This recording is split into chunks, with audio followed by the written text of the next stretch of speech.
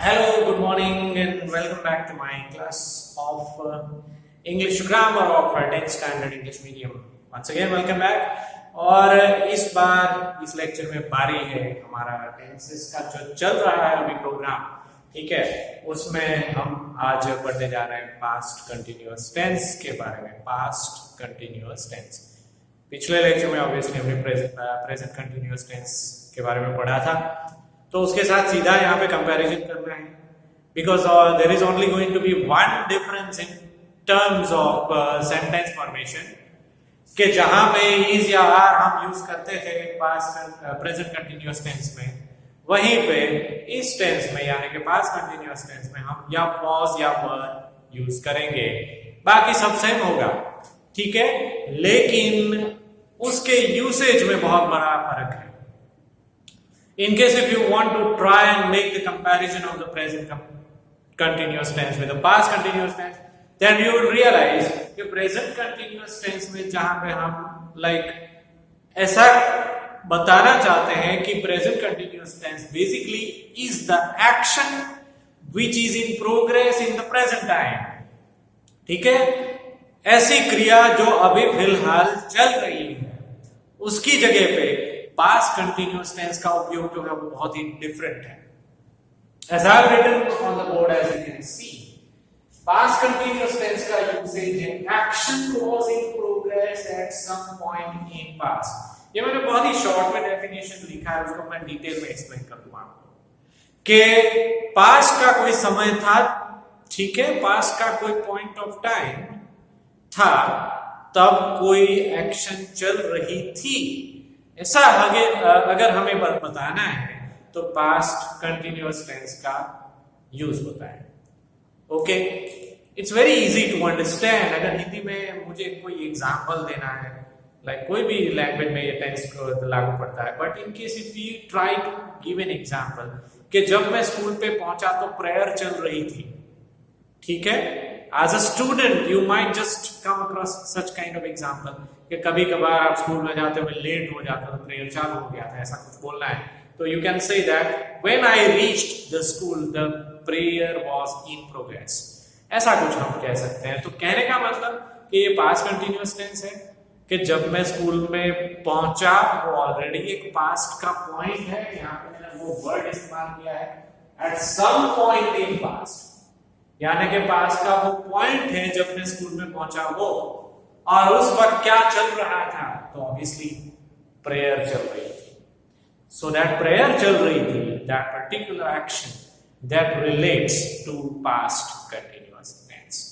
Okay, तो उम्मीद करता हूं कि इसका यूसेज आप ठीक से समझ गए होंगे, लेकिन फिर से आपको रिमाइंड करा दूं कि पास्ट कंटिन्यूअस टेंस में वो घटना का विवरण दिया जाता है जो पास्ट के कोई समय में, यानी कि at a particular point of time in the past that action was in progress, वो एक्शन चल रही थी।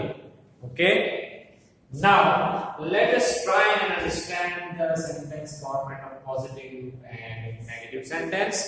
जैसे मैंने आपको आगे बताया, अगर इसका कंपैरिजन प्रेजेंट कंटिन्यूअस टेंस के साथ करना है, आपने प्रेजेंट कंटिन्यूअस टेंस सीखने में बहुत इजी है, क्योंकि generally we are describing the action which is in progress in the present time. Okay, for example, I am teaching English right now, तो ये present continuous tense है, तो उसमें मैंने I के साथ am यूज किया, तो वहां पे am, is, are ऐसा कोई verb लगता है depending on the subject, ठीक है, उसी जगह पे सब्जेक्ट के साथ यहाँ पे was या were लगता है। सिर्फ यही एक फर्क है सेंटेंस का फॉर्मेशन में, जहां पे प्रेजेंट कंटिन्यूअस टेंस में is, are या am लगता है, यहां पे was या were लगता है। That's the only difference we are talking about in the sentence formation। बाकी सारी चीजें सेम है, क्योंकि ये कंटिन्यूअस टेंस है, इसलिए मेन वर्ब जो है उसके ing फॉर्म में आता है। we डैश करके ing मैंने लिखा है, इसका मतलब ये होता है कि the main verb is followed with ing, going, playing, talking, sleeping, etc. ठीक है, तो वर्ब के पीछे ing लगता है, अगर ऑब्जेक्ट है तो वो वर्ब के बाद आएगा, ठीक है, और लास्ट में हर बार जो मैं लिखता हूं उसकी जगह पे मैंने पास का ये इवेंट लिखा है। जिसको हम अदर वर्ड्स भी कह सकते हैं, ओके। लेकिन क्योंकि जनरली यहाँ पीछे पास्ट टाइम की बात होती है या तो पास्ट की इवेंट की बात होती है, इसलिए मैंने उस तरह से लिखा है कि either excuse me, either there is a past time or else there could be a past event also at the end of the sentence, ठीक है। और अगर ये सेंटेंस, ये तो मैंने पॉजिटिव सेंटेंस की बात की, सेंटेंस को नेगेटिव बनाना है, in case if you want to give a negative example, then put not after was or were। यहाँ पे मैंने एरो करके छोटे राइटिंग में लिखा है कि was या were के बाद not आ जाता है तो वो सेंटेंस नेगेटिव हो जाता है। शॉर्ट फॉर्म में या तो कॉन्ट्रैक्शन में आप wasn't या weren't भी बोल सकते हैं। नेगेटिव सेंटेंस अगर लिखना हुआ तो इन अ कॉन्ट्रैक्शन और in a short form you can also quote the word as wasn't or were, that, ठीक है। सिमिलरली क्वेश्चंस की अगर बात की जाए तो हर बार की तरह मैं आपको वापस याद दिला दूं, क्वेश्चन दो टाइप के होते हैं। इसमें भी अगर was या were से क्वेश्चन की शुरुआत होती है तो समझ लीजिएगा कि वो yes no आंसर वाला क्वेश्चन है, simple question. In case if the question begins with was or were, and then it is followed with subject, verb with ing, and then object, and then past time or past event at the end of the question, and then ultimately at the end we have a question mark. Okay, ऐसा question, simple question की मैं बात कर रहा हूं यहाँ पे होता है जिसका आंसर yes या no में आता है। लेकिन कुछ क्वेश्चन ऐसे होते हैं जिसका आंसर यस नो में नहीं आता, वहां पे आगे WH वर्ड रखना होता है, what, where, when, why, whom, whose, which, how much, how many, how far, how long, etc. ठीक है, तो वो वर्ड आगे लग जाता है जिसका आंसर यस नो में नहीं आएगा। आपको कुछ डिस्क्रिप्टिव वे में आंसर देना पड़ेगा, कोई ना कोई एक वर्ड या कोई एक फ्रेज या तो पूरा एक सेंटेंस में आपको आंसर देना पड़ेगा।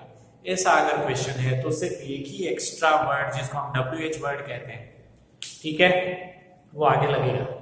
सो this is all about the definition and the sentence pattern of a past continuous tense. But as always that what we do is we'll try and understand this tense okay more by studying the different examples. Practical examples मैंने board के right hand side में लिखे हैं, उसको अगर हम study करेंगे तो बहुत ज्यादा अच्छे तरीके से हमें ये टेंस समझ में आ जाएगा। और ठीक से इसको समझना है क्योंकि पढ़ते वक्त हमें कुछ चीजें बहुत आसानी से समझ में आ जाती है, but specially when we talk about English grammar and specially when we talk about the tenses, then in practical usage sometimes we fail to realize which particular tense is supposed to be used in so and so condition.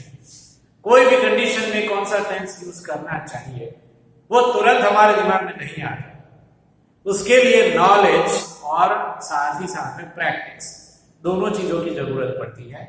Okay, without practice the knowledge is useless. Okay, तो सबसे पहला step जो है वो knowledge है और knowledge प्राप्त करने के बाद हमें प्रैक्टिस भी करना पड़ता है। So just like as an effort to give some practical examples, also put some practical examples on the board. So let us try and study them one by one. सबसे पहला एग्जांपल है, It was raining when we reached there. अब इस sentence को मैं analyse करता हूं। It was raining when we reached there. अब ये प्रोग्रेसिव एक्शन कौन सी है? सबसे पहले हम देखेंगे कि ये progressive action, it was raining, ये प्रोग्रेसिव एक्शन, ठीक है। इसको मैं लिखूंगा ब्रैकेट में प्रोग्रेसिव। प्रोग्रेसिव का मतलब होता है कि ये एक्शन चल रही थी। कब चल रही थी? तो उसका डिस्क्रिप्शन मैंने आगे लिखा है, when we reached there।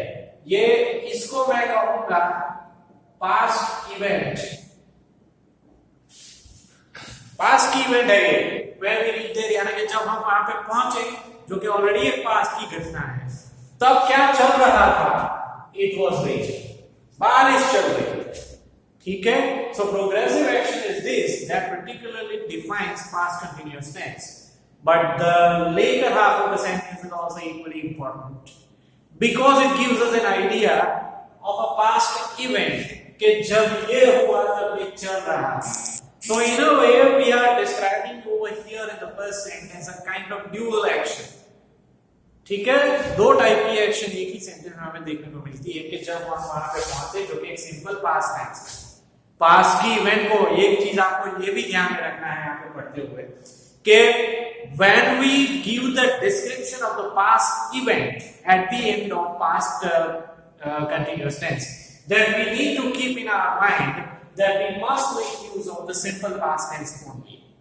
Simple past tense हम ऑलरेडी पढ़ चुके हैं, ठीक है, तो उसमें हमें ध्यान में रखना है कि ऐसे सेंटेंसेस जो पास्ट कंटिन्यूअस टेंस से रिलेटेड है, उसमें पीछे अगर हमें पास्ट की इवेंट का रेफरेंस देना है तो वो सिंपल पास्ट टेंस का यूज करके देना है। And at that time you must have the sentence format of simple past tense in your mind कि simple past tense में subject पहले आता है, उसके बाद verb का V2 form, that is a past tense form of the verb that should come after that. So only that way you can write the grammatically correct sentence. ठीक है, क्योंकि पीछे हमने टाइम के बारे में नहीं लिखा है। Remember this thing. अगर टाइम के बारे में लिखना होता, जैसे कि मैंने यहाँ पे थर्ड सेंटेंस में लिखा है, वो एक सिंपली एक टाइम है, पास का समय है। समय के बारे में जब लिखना होता है तो कोई ज्यादा दिक्कत नहीं होती है। ओके, वहां पे आप देख सकते हो कि between 5 to 6 p.m. So I am referring to a past time only. There is no issue when we refer to the past time at the end of the sentence, but we have to be extra careful when we refer to the past event at the end of the sentence. ठीक है, जब भी sentence के अंत में हमें past की event का रेफरेंस देना है तो वापस आपको रिमाइंड करा रहा हूं कि वहां पे हमें सिंपल पास्ट टेंस का उपयोग करना है लास्ट में। We reached there, that is basically simple past tense. We subject है, reached, that is the V2 form of the verb. Okay, और बाकी सारे वर्ड्स इसके बाद। So again, the sentence first one is, it was raining when we reached there. जब हम लोग वहां पे पहुंचे, जो कि सिंपल पास्ट टेंस की घटना है, तब क्या चल रहा था? Past continuous tense, it was raining. बारिश हो रही थी, that was past continuous tense. Okay, moving on. Second example. The children were playing when their parents returned home. ये भी कुछ उस टाइप का नेचर वाला एग्जांपल है। The children were playing, ये घटना चल रही थी, ये प्रोग्रेसिव एक्शन। वापस मैं यहां पे लिखूंगा, okay, this is the progressive action. Progressive action past में चल रही थी। कब? When their parents returned home. Okay, when their parents returned home. इसके बारे में वापस मैं लिखूंगा कि ये क्या है। बेसिकली ये पास्ट इवेंट है, ठीक है, यानी पेरेंट्स घर पे आए तब बच्चे खेल रहे थे। पेरेंट्स घर पे आए, वो पास्ट की एक इवेंट है। जब वो हुआ तब ये एक्शन चल रहा था। The children were playing.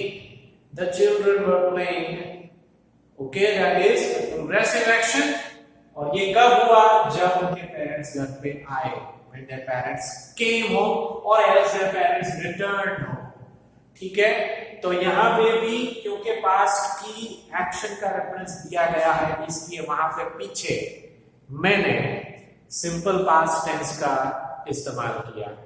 So be very careful about such kind of sentences where you have to give the reference of the past event.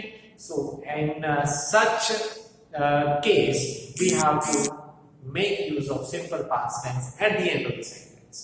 Okay? तीसरा एग्जांपल समझना इजी है क्योंकि उसमें हमने एक्शन का रेफरेंस नहीं दिया है, सिंपली एक टाइम लिखा, पास्ट का टाइम। टाइम लिखते वक्त हमें कोई दिक्कत नहीं होती है। ओके, फिर भी पढ़ लेते हैं। We were playing games between 5 to 6 p.m. We were playing games. Once again, this is a progressive action. Okay, progressive action. ये एक्शन चल रही थी, we were playing games, हम लोग गेम्स खेल रहे थे। कब? तो ये पास्ट का टाइम है, between 5 to 6 p.m.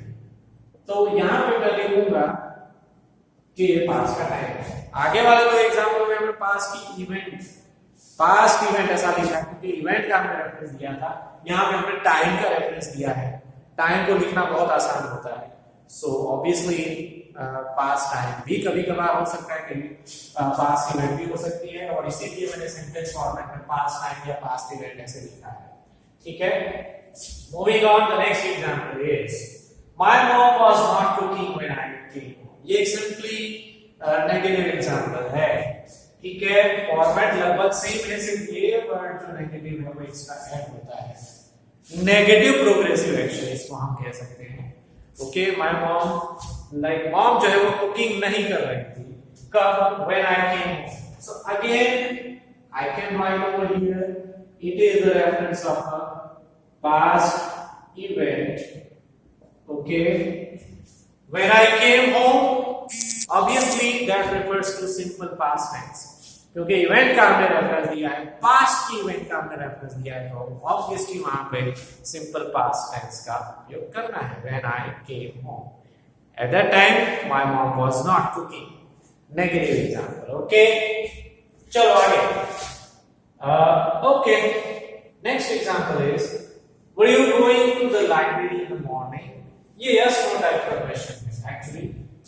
ठीक है, यहाँ पे मैं लिखूंगा यस या नो, क्योंकि मैंने आपको आगे बताया था कि अगर क्वेश्चन की शुरुआत या तो वाज या वर से होती है तो वो यस नो टाइप का एक सिंपल क्वेश्चन होता है जिसका आंसर यस या नो में ही आ सकता है, दूसरी कोई गुंजाइश नहीं होती है। ओके, सो हाँ, were you going to the library in the morning? क्या सुबह तुम लाइब्रेरी जा रहे थे? तो ऑब्वियसली यहाँ पे सेंटेंस का नेचर ऐसा है कि जब मैंने तुम्हें देखा जाते हुए, तो तुम कहां जा रहे थे? क्या लाइब्रेरी में जा रहे थे? ओके, हाँ मुझे मैं आंसर देना है तो I can say yes I was going to the library, और एल्स अगर ना मैं आंसर देना है तो no I was going to the library, ऐसा भी मैं कह सकता हूं। Both ways answer can be possible, लेकिन दो में से एक ही होता है, तीसरा कोई गुंजाइश नहीं होती। हाँ, अगर कोई फर्दर क्लैरिफिकेशन करना है तो you can say that no, I was not going to the library, I was going to the market. That way some kind of that sort of answer is there, लेकिन primary answer जो है वो ना है। ठीक है, और उसके बाद एडिशनल इंफॉर्मेशन अगर आपको देना है तो आप दे सकते हैं। So that is the format, was over plus subject plus ing verb to the library in the morning। यहाँ पे भी पास का समय का रेफरेंस है, यहाँ पे पास टाइम मैं कह सकता हूँ के past time. Okay, yes no question. Similarly, next question is also of yes no, right? Was it raining heavily when you woke up? Okay, so what you have to do is wake up का ये past tense है। ठीक है, उसको woke up करके हमने लगाया क्योंकि यहां पे वापस वही चीज के पास इवेंट का रेफरेंस यहाँ पे दिया गया है, इसलिए वेकअप नहीं लगा लेकिन वोकअप लगा है। ठीक है, हालांकि ये क्वेश्चन भी यस नो वाला ही है। आगे वाले क्वेश्चन में हमने टाइम का रेफरेंस दिया था, यहाँ पे हमने पास्ट की इवेंट का रेफरेंस दिया है, और हम ये पूछना चाह रहे हैं कि was it raining heavily when you woke up? ठीक है, जब तुम नींद से उठे तब क्या भारी बारिश हो रही थी? Yes, it was raining heavily, or else no, it wasn't. ऐसा कुछ आंसर हो सकता है, लेकिन खास ध्यान में ये रखना है क्योंकि हमने पास्ट की इवेंट का रेफरेंस नीचे दिया है, दिस वर्ब का जो सिंपल पास्ट टेंस का फॉर्म है V2 फॉर्म वो हमें यूज करना है, वेकअप की जगह पे वोकअप यूज करना है। जिस तरह से हमने लाइक रीच की जगह पे रीच यूज किया, रिटर्न का रिटर्न हमने किया, ठीक है, यहाँ पे कम का केम किया था, वैसे वेकअप का यहाँ पे वोकअप करना पड़ता है। So you must remember the kind of past tense forms of all those frequently used action verbs. सारे action verb का past tense, ठीक है, उसके forms आपको आने चाहिए. Otherwise, there are high chances of getting the sentences grammatically wrong, especially in case of using simple past tense. Last वाला example है जो कि WH question है. Simple question वैसे देखा जाए तो है कि what were you doing at that time. यहाँ पे टाइम का रेफरेंस लिया क्योंकि कैजुअल पास्ट टाइम है. मैं लिख सकता हूँ यहाँ पे पास्ट टाइम, लेकिन कोई एक पर्टिकुलर पास्ट टाइम की हम बात नहीं की है. We are just simply casually referring to any particular past time कि उस वक्त तुम क्या कर रहे थे. उस वक्त यानी कि कोई भी in the context of the conversation which ever past time is referred, उस पास्ट टाइम के यहाँ पे हम लोग यहाँ पे बात कर रहे हैं कि उस वक्त तुम क्या कर रहे थे. What were you doing at that time? ठीक है, लेकिन अदरवाइज सेंटेंस का फॉर्मेट बाकी का सेम है. was और were और उसके बाद सब्जेक्ट और उसके बाद जो वर्ब है वो ing वाला वो है. ठीक है, और ये WH वर्ड है और इसका आंसर यस नो में नहीं आएगा, उसका एक डिस्क्रिप्टिव आंसर आएगा. Okay, what were you doing like at that time, तो सिंपली हम आंसर दे सकते हैं कि I was watching TV at that time, something like that. ऐसा आंसर में आ सकता है. ठीक है, तो यहाँ पे पास्ट कंटिन्यूअस टेंस खत्म होता है. ठीक है, और जो मैंने आपको एक्सप्लेन किया वो सारी बातें आपको याद रखनी है. लेकिन अगर आपको कोई कंफ्यूजन होता है तो दोबारा भी आप वीडियो देख सकते हो. You can repeatedly watch this video until you have understood it properly. Even after that, if still there is some doubt remains in your mind, you can directly approach me. Okay, but otherwise, as of now, that is it for now. And thank you very much for your time. Enjoy your day with your family. Okay, bye bye.